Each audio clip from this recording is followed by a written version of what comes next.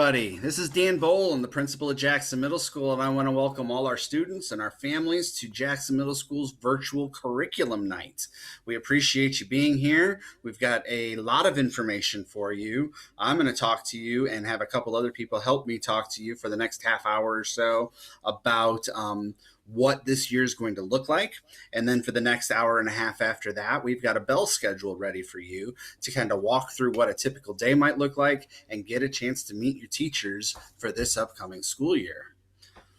So like I said, my name is Daniel Boland. I'm the principal here at Jackson Middle School. I'm starting my 7th year. Our assistant principal is Nicole James. She's starting her 2nd year with us this year.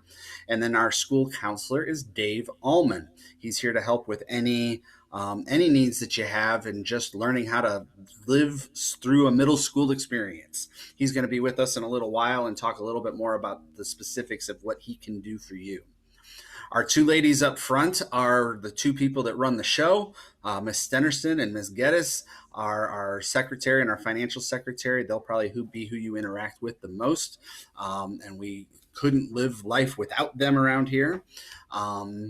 Our attendance aide is Becky Grooms, and our assessment aide is Janet Burt. They help us with attendance and copies and everything that we need to get students in the right spot and helping them out and getting teachers the things that they need, and we appreciate all their work.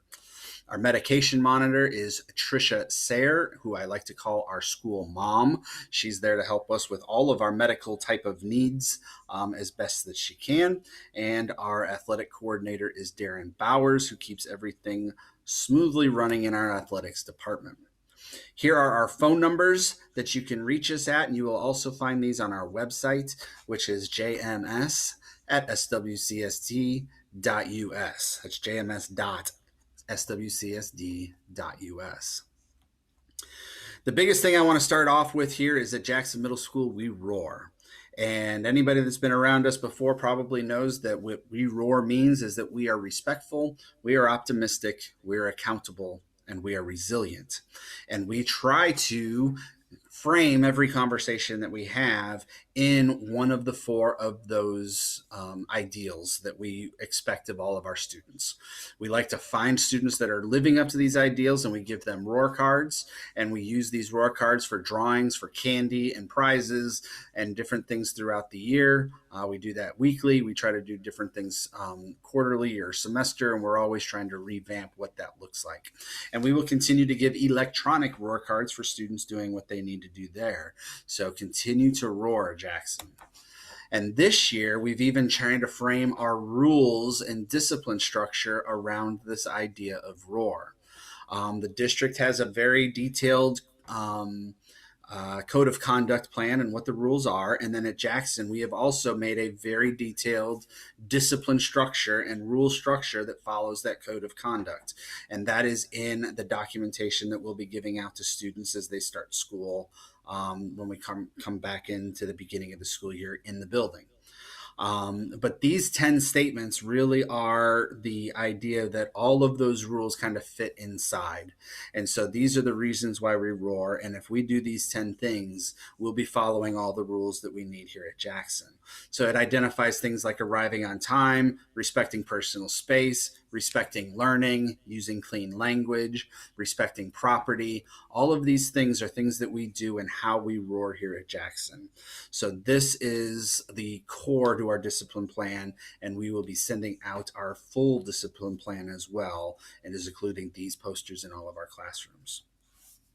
Before I get too much further, I want to introduce Steve Allman. He is our head custodian, and at some point this year, we plan on coming back to school, and one of the biggest questions we have is things like cleanliness and sanitation and things like that. So he is going to explain what our cleaning plan looks like here at Jackson Middle School. Hi, Jackson Middle School. I am your head custodian, Steve Allman, and I look forward to when you return to school. I just want to go over a couple of cleaning procedures that will be done to ensure your safety when you return. The building entries, exits, and reception areas will be sanitized after the student's arrival and dismissal and as needed throughout the day. Cafeterias will be sanitized with each group. All tables, entry, and exit points will be sanitized throughout the day as needed. Student bathrooms will be sanitized following students' arrival prior to lunch, after lunch, and prior to dismissal. High contact surfaces such as handrails, doorknobs, water fountains will be 3 times per day sanitized following on the student's arrival, before lunch and after lunch, and before dismissal. All students, teachers' desks, chairs will be sanitized nightly, and we'll be doing a thorough cleaning on Wednesdays when nobody's in school with the fogger that we have purchased. I hope to see you soon. Stay safe. Thank you, Steve, for that information, and I hope you guys found that helpful and at least try to put some worries at ease. And with that, I want to pass it over to another Mr. Allman.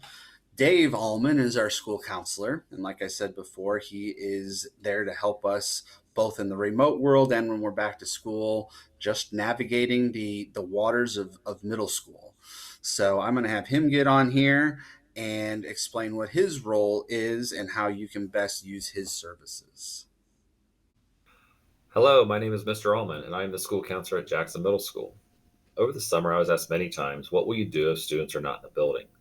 I thought, great question, what will I do? But the more I thought about it, I will be doing the same thing that I've done before, and that is be there for students and families to help guide them through middle school. The only difference is the virtual component. Speaking of virtual, personally, I'm not a fan. I know firsthand that this virtual thing has created some unplanned stress, and I've yet to meet a person that has said to me, life's good, because it's not. The levels of anxiety and frustration we are all experiencing each day are not something we are accustomed to. For many of us, we don't know what to do with these feelings except to squeeze them inside of ourselves and hope they just go away. What do we do if they don't go away? Where can I go for help? And how do I do this? That is where I come in. If you need assistance, please reach out to me by phone or email. I will be at the school every day between 8:30 and 4:30. My email is dave.allman@swcsd.us. And the phone number here at the school is 801-3800. We're going to get through this together, but it's going to take some time, maybe a long time. But it's going to be only done one day at a time. I appreciate you taking a minute to listen to this. Welcome to Jackson. Thank you, Mr. Allman. I hope you all found that helpful. What I want to do now is kind of get into our remote learning expectations and our expectations coming back to school, and go through those details. I said in our newsletter that when school ended back in the spring, I was very proud of the work that our students did, that our staff did, and that our families did to make the best out of a very difficult situation. We got no notice. We're trying to make the best that we can in programs and platforms that we've never really used before. And I feel like we ended the school year very, very well. I'm very proud of that. Now we've had a little bit more time to get used to what these platforms are, and to talk about what procedures and protocols and expectations we can put into place. So I'm even more excited about what this is going to look like. It's still going to be difficult. I don't mean to sugarcoat it. I know that students will find difficulties. I know families will find difficulties. I know staff will find difficulties. But we'll work together, and I'm confident, just like I said earlier, that when we all work together, I know that this is going to be successful. So the expectations that I'm going to go through here have a blend of all the things here written on your screen: live interactions, pre-recorded instruction, a class schedule, independent work, and probably most specifically is that everything starts in Google Classroom. So I'll get into that as we go. Probably the biggest thing I'm most excited about, and I think the thing I heard most about from concerns about the spring, is that there was no specific structure. So the best way to stay connected to school is to follow a daily school plan. And so we've created one from 9 until 4 every day that we are remote. So we are planning on having periods 1, 2, and 4 every day from 9 till 11. And that fourth period will either be your 3-4 class or your 4-5 class, depending upon when your lunch is. And then after those 3 periods, we're going to have an hour of independent work. So during the periods, you're going to have live interaction with your teacher. That could be the whole class. That could be in small groups. That could be in intervention type of situations. But teachers will be there live to be able to help in every single class period as it's scheduled. And then from 11 to 12, we have independent work to be able to get questions answered, or to maybe the teacher might say, I need to see you and you and you to get a little bit of extra help in this situation, or just to get the homework done. The entire district is breaking for lunch from 12 to 1, so that way we can get food distribution taken care of in all of our buildings. So nothing will happen from 12 to 1. And then we repeat that process in the afternoon with 3 class periods from 1 until 3, and then an hour of independent work and options for intervention from 3 until 4. We feel that this structure is the best way to get students ready for a typical school day, to get into the mindset of school, and we highly encourage students to follow this bell schedule. Attendance is going to be taken this fall. It was not necessarily taken in the spring. There was no specific conversation about attendance, but there will be in the fall. And so the easiest way to get attendance is to attend those class sessions like I just showed you. But ultimately, what we're looking for is students need to engage in the curriculum, whether that's by attending those classes or watching the pre-recorded videos and doing their independent work, or asking questions of teachers and working on their classwork. So they must show engagement. Students are going to be asked to check in on Infinite Campus for attendance every day. So there will be a video that I send out later this week that says, this is how a student's going to go in and check a box that says, I am here for class today. And that's the first step in showing us that you're engaged. Teachers will then also be able to take a look at that list and confirm, yes, I saw that you engaged in class or with work or things like that. Or they can say, no, I didn't see any engagement other than your check mark, and that can start a communication back and forth. So make sure that you follow that video that I'll send out later this week and check in for class every day. There are laws about absenteeism. These are listed here about truancy, and we do need to follow attendance policies. So if a student doesn't engage for 3 days in a row, people will be reaching out to try to help as best we can get your child to engage. When we come back to school, the clinic is going to be something that we have to pay serious attention to. We will have a well clinic and an ill clinic. The well clinic will be like the clinic we always have, where we're giving meds if we need to give meds. We're giving ice if someone bumps their head. We are giving Band-Aids should there need to be a Band-Aid, things like that. The ill clinic is for students showing symptoms of being sick. So that could be COVID or not, we don't know. But if you're showing symptoms of being sick, we're keeping students in an ill clinic. So that'll be a different set of a situation there. And then we're asking parents to really help us with symptoms by checking symptoms every day before they come to school, checking for fever or coughing or vomiting or different things like that, and really not sending students to school that are showing any type of symptoms. We're asking staff to do the same because we need to keep this building as safe as possible for everybody. The next 4 slides I have are expectations that we have for everybody. This is going to be a challenging year, remote or blended or face-to-face. And so if all 4 of us meet the expectations that we have, we will be in this together and we will make this successful. And it's not just one person's job. It's not just the student's job. It's not just the teacher's job. It takes all 4 of us working together to make this work. So we're going to go through quick slides of what we're expecting of all 4 of us. And starting here with students, the first 4 statements really get into engaging with the work, attending class, actively engaging with teachers, completing all of assignments, engaging in the pre-recorded videos or the live videos or the independent work. Doing the work is the best way that we need you to participate in what's going on. So utilize our 2.0 bell schedule. That's the easiest way to stay engaged.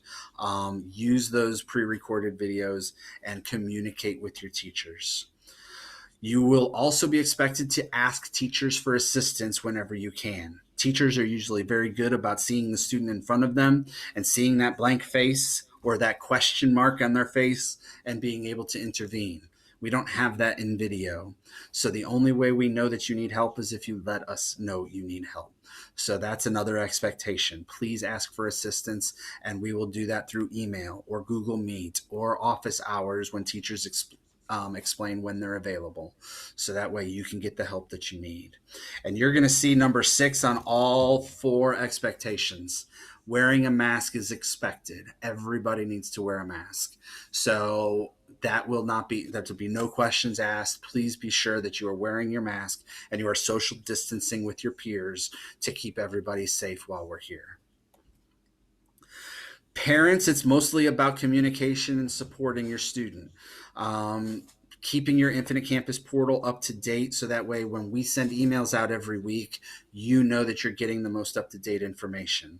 If we have your correct phone number and somebody becomes ill, we can get a hold of you so that way we can get your child taken care of and keep everybody safe. We're asking you to listen to the messages that we send, read all of our communication, and stay up to date. If we send out an auto dialer and you don't answer the phone, it leaves a voicemail message, so please check that voicemail message. And then call us with any absences at the attendance line and email us if you're having any trouble with technology at chromebookhelp@swcsd.us. If you help us with all of those things, we'll be able to make sure that we get Chromebooks exchanged or replaced or fixed, and we know what's going on in your child's schooling.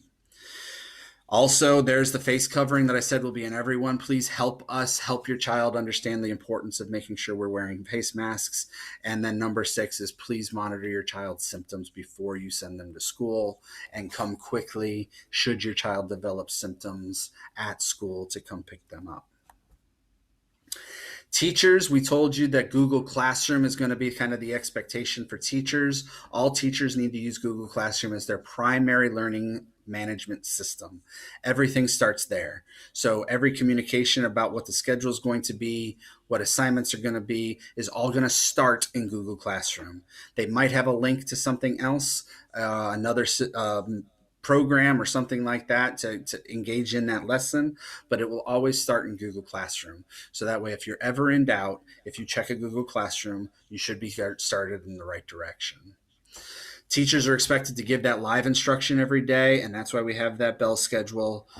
Pre-recorded videos as well, so that way students that can't do the bell schedule or for extra help or those types of things, those are always there, and we're providing independent work. That independent work needs to be graded, and I'm skipping down to 4. We're going to be using grades. That independent work is going to help us work with grades on an A, B, C, D, F scale, not like we did in the spring. So please make sure that we're working on the work that we need to be doing, and there will be being grades assigned. And then teachers, I'm going back to number 3, need to be able to communicate when they're available to answer emails or answer voicemails or set up meetings or whatever might be the best way to communicate between you and the family and what's going on the teacher schedule. So that schedule will be communicated. And we'll be posting all grades in Infinite Campus. And then we also have the same expectation about masks and social distancing. And finally, here in the office, we want to make sure we are communicating with you everything that we need to. Fridays, we will be sending email updates. We'll be sending quarterly newsletters. We're going to be setting up parent-teacher conferences in early October to get a head start on how a student's starting the school year. We'll send information out in September on how to sign up for that. Same thing with face coverings for us. And then we will make sure that we'll have a parent hub available for you where it's a one-stop shop for all teachers' Google Classrooms. So you can easily find a Google Classroom. It's also where we'll post daily announcements and other resources. And like I said, on daily announcements, I do plan on continuing daily announcements as we start the school year, just to try to keep a routine of what's going on in school and keep students and families up to date as to what's happening. We always start the school year with diagnostic testing, both in reading and in math. That's not going to be different now. We're going to do that diagnostic testing in September. It's very important for us to get that so we can start to make sure we're intervening for your child at the level that they need intervention. So I'm going to pass this over to Becky Catalfina, our math coach, and she's got more information about iReady. Good evening. I'm Mrs. Catalfina, and I'm the instructional math coach at Jackson Middle School. We'd like to share some information with you regarding the iReady diagnostic assessment that your student will be asked to take at the beginning of the school year in both math and reading.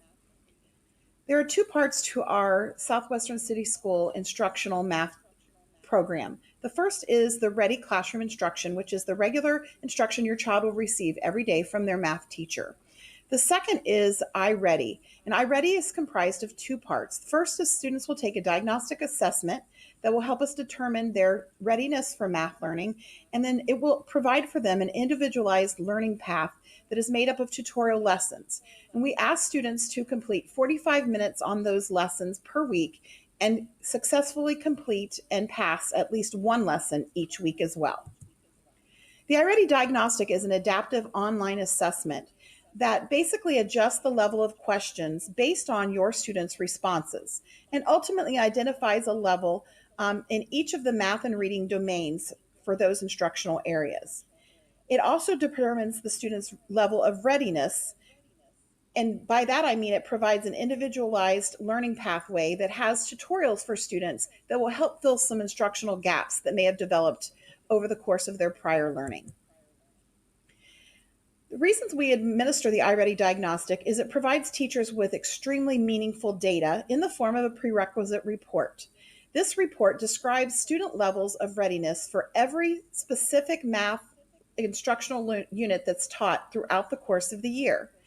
And then it provides students with individualized online lessons in the form of tutorials that are designed to fill gaps that may have developed in their learning. This is an example of one of the prerequisite reports for a middle school math teacher. So if I'm an 8th grade math teacher and I'm looking at planning my Unit 1 on rigid transformations and congruence, I can see that the essential skill is plotting points and solving problems in the coordinate plane. What the diagnostic assessment does is it pulls all of those questions that students have answered in that geometry domain, and it groups students based on their readiness levels. For example, Group A is ready to learn those 8th grade concepts and don't need any additional assistance. Group B is a group of students, the names would be listed below there for the teacher. Those are a group of students who may need some support with vocabulary or front loading of concepts. And Group C is a group of students who's going to need more intensive support. Maybe some larger gaps of learning in that particular math domain have developed, and I might want to meet with them in small group. In terms of expectations for the diagnostic, we're expecting students to use pencil and paper, to work out problems, to show their thinking, and to wear headphones or earbuds while assessing. The other thing that's important is that there is no assisting of students in any way. It is very crucial that we get accurate data, one, so that the teachers get the correct readiness levels for your student, and also that the correct lessons are assigned to them on their individualized learning pathway through the iReady tutorials. Please encourage your student to do their very best. This is not for a grade. This is simply for us to gather data so we can best provide instruction for your student. And for the math portion of the test, there are no calculators provided unless the question deems that it's appropriate, and then the system will provide one for students on that particular question. Jackson's diagnostic dates for math are September 8th through the 11th, and reading will be administered on September 15th through the 18th. Please ask your student to carefully follow the instructions that are given to them by their individual math and ELA teachers that are specific to their classroom, and remind them how important it is that we get reliable data. Students are expected to get 50% of the questions correct and about 50% of the questions wrong, as the system is determining their levels of learning. If you feel that you need more information regarding the iReady diagnostic, there are some helpful hints and sample teacher reports included on the slide link that is provided, or feel free to email me at school and I'll be happy to answer any of your questions. Thank you very much for your time. Thank you, Becky. Now I want to kind of go through the last few things in a sprint to the finish so we can get you to meet teachers. We do still want to offer clubs even during our remote sessions. We already know that Student Council and Drama Club want to get started. We hope to add more to this list, and we'll communicate that to you as soon as possible. But a third one there is called Youth Yoga, and that's something new this year. We are working on a video available to be posted on YouTube every Monday, and possible online meetings every Wednesday to get some yoga moves in, start the day off in a great mindset, and you'll get more information on the link there at the bottom right. School fees, we do have a $20 instructional fee every year. Just a reminder, you can pay for that on the Infinite Campus link, and that money goes to pay for the consumables and school supplies that we use every year, some of which you've already picked up, and we'll probably have more opportunities for getting instructional supplies to you throughout the school year. Food distribution will happen on Mondays and Wednesdays from noon to 1 and from 4 to 6. What's different this year is that you have to pre-order meals by the Friday before. So please make sure that you're doing that through the Infinite Campus Parent Portal, and the lunch costs are there. Free and reduced lunch are still being honored for those parents that qualify, so make sure that you fill those forms out on the campus portal should you need to. Special education, we want to make sure we're clear that our special education intervention specialists and our case managers will be reaching out to families and to students within the week to make sure that you know who is there for you. And every student is going to be receiving their services on IEPs and 504s, usually in a video individual session like this, to make sure we're meeting every student's needs. So be looking for a message from your student's case manager sometime by the end of the week. Also, the Parent Hub is available. There's the link to that. I would bookmark that because that's where we will have a link to every teacher's Google Classroom. We'll post our daily announcements, and we'll have as many online resources as we can find for you. It's a great one-stop shop to be able to get what you need. And then social media, follow us on Twitter at JMS_Jaguars. Athletics also has a Twitter at JMS Jags. And then our district's website on Facebook is also a very good place to follow. PTSA does amazing things for our students and our staff, and if you can click this link, it's the easiest way to show your support to the PTSA. You can become a member by spending $8 on the membership, and you can do that right at that website, and we will appreciate that help while PTA keeps helping our students and our staff. And we're looking for volunteers for that type of stuff as well, and we'll be getting more information out to you by that. With that, I'm going to send you on to your classrooms. There are, and this spreadsheet that's linked here at the bottom left, are links to your teacher's Google Meet sessions. Most of the time, all you got to do is find the teacher and click on their Meet. If I'm going to Mr. Burr's 7th grade class, I just click on that. If I have a teacher that has 2 classes, I might have to pay attention to that. So, for example, I know that Miss Walters teaches algebra and she teaches 8th grade math. So if you have her for algebra, make sure you click the algebra link. If you have her for 8th grade math, click the 8th grade math link at the time of your class. So please follow that, and you will be ready to go for the next hour and a half. And we appreciate you attending tonight, and have a great school year.